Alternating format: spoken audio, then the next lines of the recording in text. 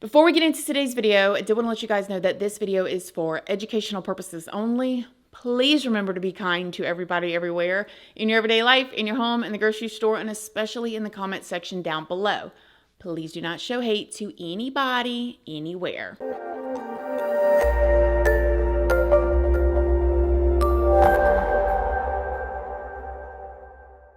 So good morning, good morning, good morning. How is everybody doing today? I hope you all are having an amazing day. I hope you all are having a wonderful week so far. I hope everybody is doing well, feeling great. So in today's video, we're going to be talking about an update on a situation that happened last year in 2023. Now, when this happened last year, it made headlines pretty much everywhere. Everybody was talking about it. If you were involved in the news or the media or in this space of YouTube, I'm sure you've heard about this situation. Well, recently, something pretty big happened, and we're going to go over all of that today in this video. Before we go any further, I want to stop and thank today's sponsor, Factor. Factor delivers fresh, never frozen, dietitian approved, chef prepared meals right to your front door. Factor's team of gourmet chefs create each meal using only ingredients with integrity to help you feel your best all day long. Factor is the perfect solution if you're looking for fast, upscale options done easily. And Factor is even flexible for your schedule. Get as much or as little as you need by choosing 6 to 18 meals per week. Plus, you can pause or reschedule your deliveries at any time. You have no prep, no mess, no having to go to the grocery store, getting all your items together and coming up with a meal so you can meal prep. Factor meals are 100% ready to just pop in the microwave, heat and eat, so you don't have to worry about all of the cleanup. And Factor has definitely saved me from going through many drive-thrus and helped me keep my nutrition goals. And I love their Factor shakes as well. The Factor Latte Shakes has 118 grams of caffeine in them if you need that mid-morning like pick-me-up.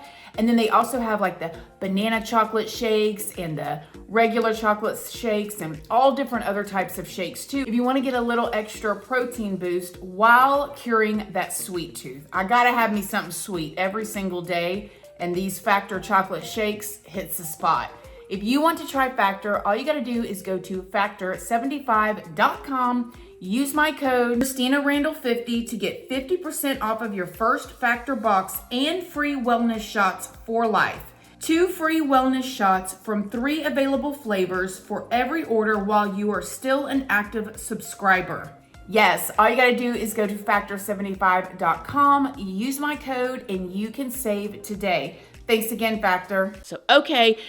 Before we get into talking about Chad, I want to talk to y'all about something from the perspective, this is my perspective, of somebody that has been inside of a jail, okay? We're not talking about prison, but we're talking about inside of a jail. There is this thing that happens, and if y'all follow different cases online, you probably have seen different things, or if you know anybody that's ever been in these situations, you probably will know what I'm talking about. So if a person gets into trouble, right, and their adrenaline is pumping, and they're super emotional, and then they get arrested, they're in the back of a cop car, they're on their way downtown, and they're talking. They're in the back of the car, maybe they've had some drinks, they're just spilling it, they're just unloading everything that happened from their perspective, or, whatever. They get into the facility, and then once they're dressed and put into a room by themselves, and that adrenaline and that emotion starts to come down, this is typically when the reality starts to set in of whatever this person did to get them in this cell alone. Then they typically will eat something, peanut butter sandwich, whatever they're given, go to sleep, wake up, and this is when reality really starts to kick in. This is when a person starts thinking, oh crap, what did I do? How can I get out of here? Now there's this thing that can happen, and it is very rare, okay? I would consider this to be like comparable to the golden ticket from Willy Wonka. And this golden ticket type of thing is if a person does something they're not supposed to, it don't matter what kind of evidence, it don't matter what happened. If a lawyer can find that the cops did something wrong, a certain type of something wrong, the judges, the whole case can be thrown out and the person can go free. Now that is very, very rare, like that little loophole, right? But there's also other little loopholes where big evidence can get thrown out. Let's think the Brian Kohberger situation where his public defender and the rest of the team is desperately trying to get the DNA thrown out of the trial, which is very big. And that is on the grounds that the prosecution and them did something wrong. Even things as important or concrete evidence as a confession. A taped confession can be completely thrown out of evidence or a trial if the investigators asking the questions during the confession do not do everything right. That brings us to the situation that we're going to be talking about today, and this has to do with Chad Doerman. If you guys do not know who Chad Doerman is or what this case is even about, just stick around because I am going to tell you the story here in a minute. But if you are familiar with this case, then you know that very recently breaking news came out about Chad's confession, and it came out that his whole entire confession has been completely thrown out. About a month or so ago, Chad's defense team claimed that the sheriff's deputies violated Chad's constitutional rights in the hours and days following his arrest. And on March 18th, a judge ruled that Chad's constitutional rights were in fact violated, not once, but twice. The judge said that Chad invoked his rights to counsel at least twice during his interrogation, which lasted more than 3 hours. Now, mind you, he ended up being in an interrogation room for 3 hours, like 3 hours and 11 minutes. He was in there alone for 1 hour, but he was only technically questioned or interrogated for 2 hours. But nevertheless, detectives, according to this judge, completely ignored Chad's request and continued to question him as if he did not ask for an attorney. The judge also ruled that the detectives failed to properly advise Chad of his Miranda rights before they even started the initial questioning with him. And from the documents, it shows that Chad was sitting in there with the investigators. They began to read him his rights. We'll go over more of that later. They left a couple little things out, which maybe wasn't intentional.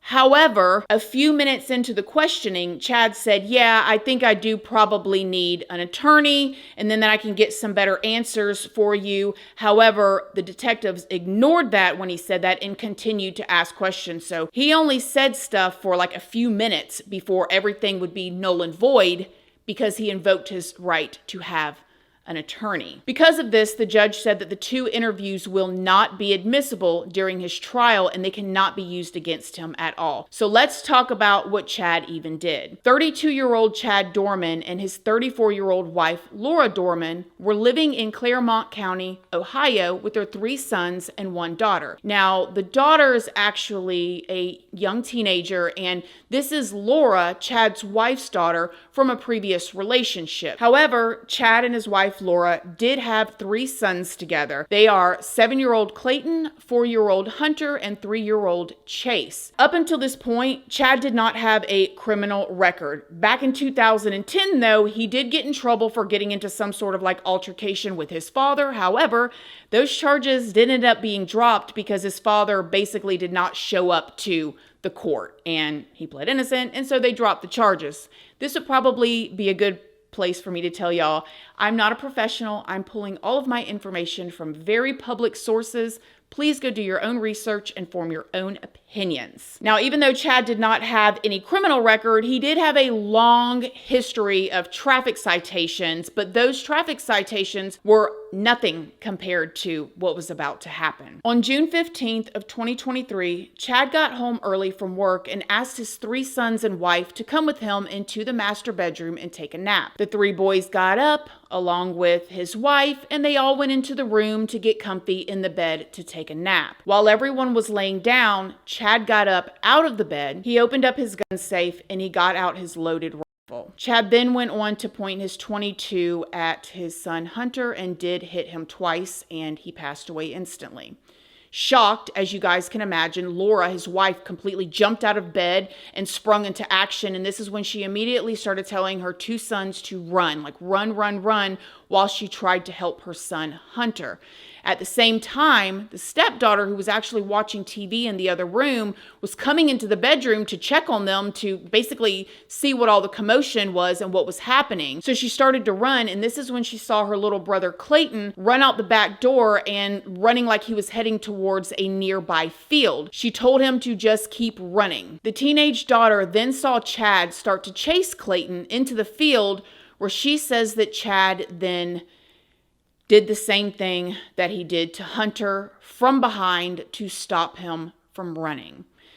Then she says that Chad looked back at her and then back at Clayton before he fired again. Then Chad carried Clayton's body back to the house and laid him in the yard. This is when the stepdaughter went back into the house, picked up Chase, and ran towards the road.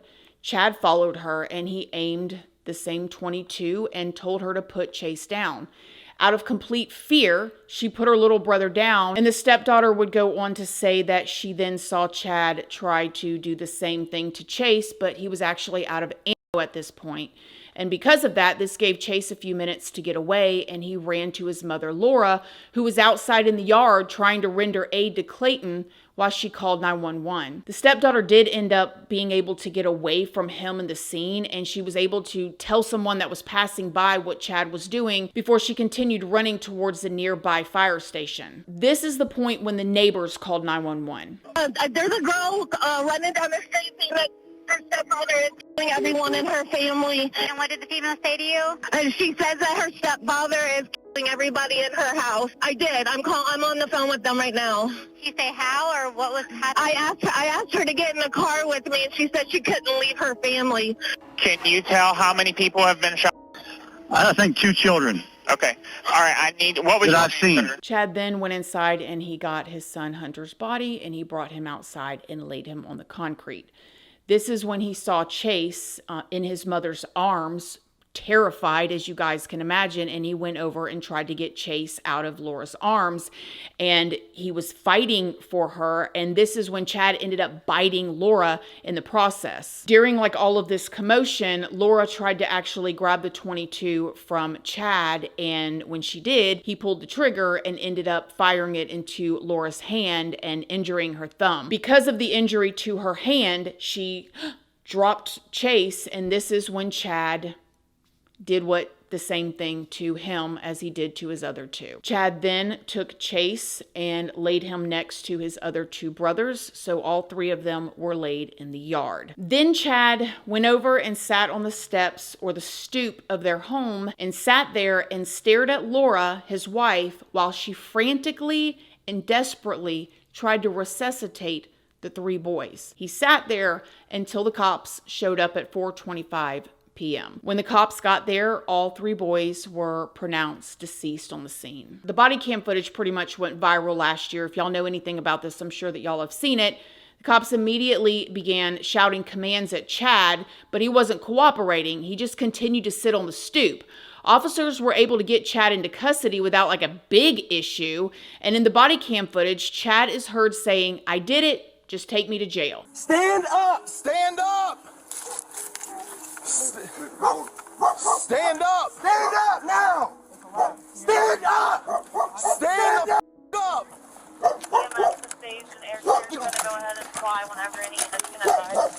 Get your hands out of here. Tell them we're 21. It's in the air. Those guys can confirm that there's people in the first aid, and that's the shooter who's not complying. They need to take care of the I got it. victims. They have to shoot in the shootout. Man, I ain't trying to hurt nobody. I'm completely sober. Never did drugs a day 63, in my we're life. 21. Get the EMS over here. Well, I did drugs when I was little, but I don't do drugs now. I'm sober. I'm not trying to fight you. 63. Get your butt inside. Gatlin, get your butt inside. We on primary? Now. 29, we got 3 kids down. 3 kids down, 16 down. Gatlin. 63, we're 21. Knock Have it off. EMS respond over here. You're clear, they're being advised. Robert 34, just started mass custody response. 63, do you want them to respond to the Laurel Lindale address? Where exactly do you need them? We're right in the front yard. He took my life from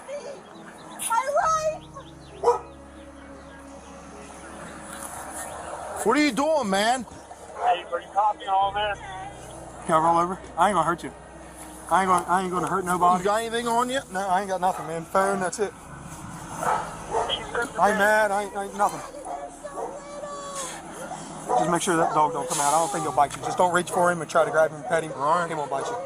What's going on, man? Nothing. Can I stand up? It's kind of uncomfortable. I'm gonna get you here in a I ain't second. running away. You can do whatever you want.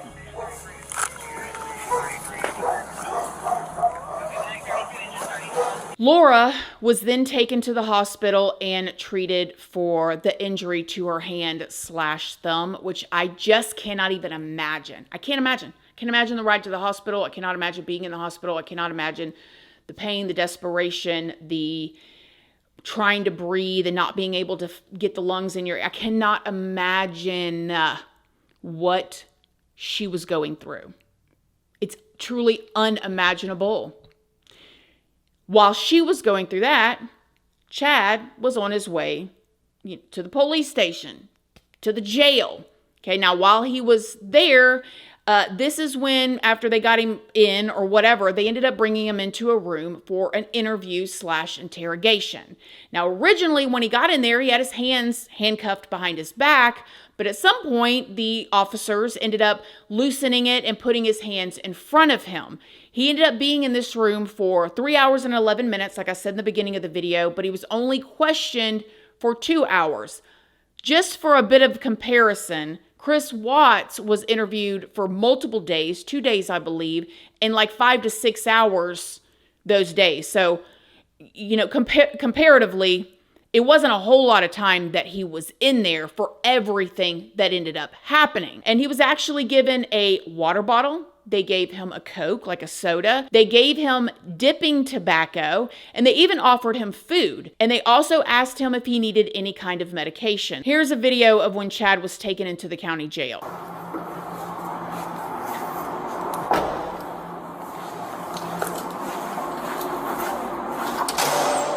gonna walk through these doors and just kind of face that window on your right there for a minute. Just face it. What's your name? Chad? Chad? What's your last name? Dorman? Gorman? Dorman? Dorman. Have you ever been here before? I think one time for fighting with Dad.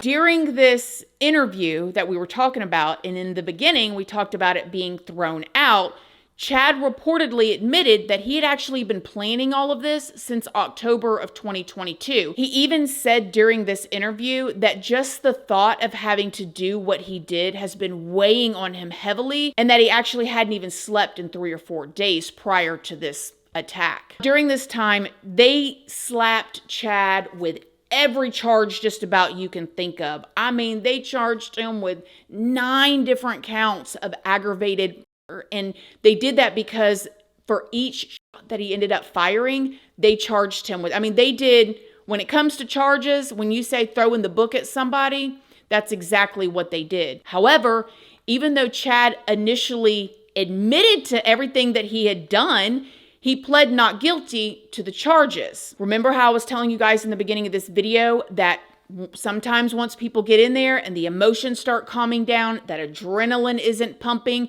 if he had any kind of substances in his system, whatever, you go to sleep, you eat, you wake up, you're like, oh crap, I don't want to be in here. So he pled not guilty. Now, Chad's trial is currently set to begin in July of this year. The prosecutor ended up making a statement saying that he would be seeking the DP against Chad. And he said it very confidently, too, when he said it. When detectives interviewed Chad's parents, they said that they just could not believe what had happened. And Chad's father even said that he had just been with Chad the week before this and said that he seemed totally normal. And they said that something must have happened and he must have just snapped. They won't let you talk to your son? Keith Dorman, now living in Florida, said he came back to Ohio Thursday night after he found out what happened that day on Laurel Lindale Road in Monroe Township, but said he's not allowed to talk to his son. Chad's father tells us this is completely out of character for Chad, saying his son isn't violent. I don't know what went on in his personal life. It's a shocker to us we didn't see it coming. He just snapped. I could tell in his eyes he's hollow inside.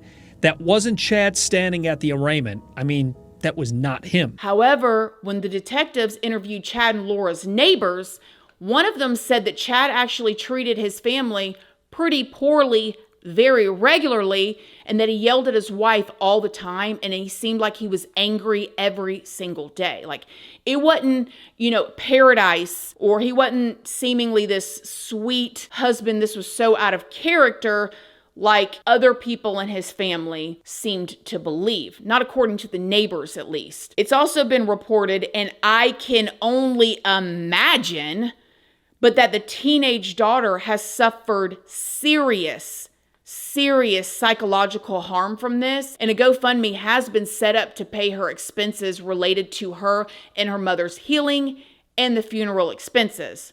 And again, like I said in the beginning of this video, the most recent update in this case is that Chad's confession has been completely thrown out, so it will not be used against him during the trial. Why did his confession get thrown out? The defendant unequivocally invoked his right to counsel, yet the custodial interrogation continued. That right there was a violation of Chad's rights because, like I was telling y'all earlier, he did say that he wanted an attorney. As a matter of fact, in the documents, Chad said, "I'll wait for a lawyer. I really don't know. Give me a couple days. I can talk to a lawyer so that way I can get good, nice answers." And the detective responded, "I understand." But all of it is thrown out now because he did say that he wanted a lawyer. Some people are upset about this, and in some ways I kind of understand. I see everybody's perspective in this situation. First of all, the detectives and the cops, I cannot imagine how emotional they were, okay? Like, seeing that situation, even to the point that Chad went and got the 3 little ones and lined them up the way that he did while the mother is frantically, and he's just sitting there. I can just imagine something is going to be forgotten about, which a good attorney is going to go try to find that little loophole or that little thing so they can do something like this. Get the biggest piece of what they would consider probably the evidence against him, a full confession, thrown completely out. However, these things should be followed completely across the board for everybody, so it's fair. In this situation, though, I do think it's unique because whether there was a confession or not, I think there's a really good chance he's going to be found guilty because the wife is going to testify to everything that she saw. The daughter is going to testify that survived this situation, and God forbid she has to, which, if he knows he did this, the fact that he would even think about putting them through a trial, if he does, disgusting, right? After everything they've already been through.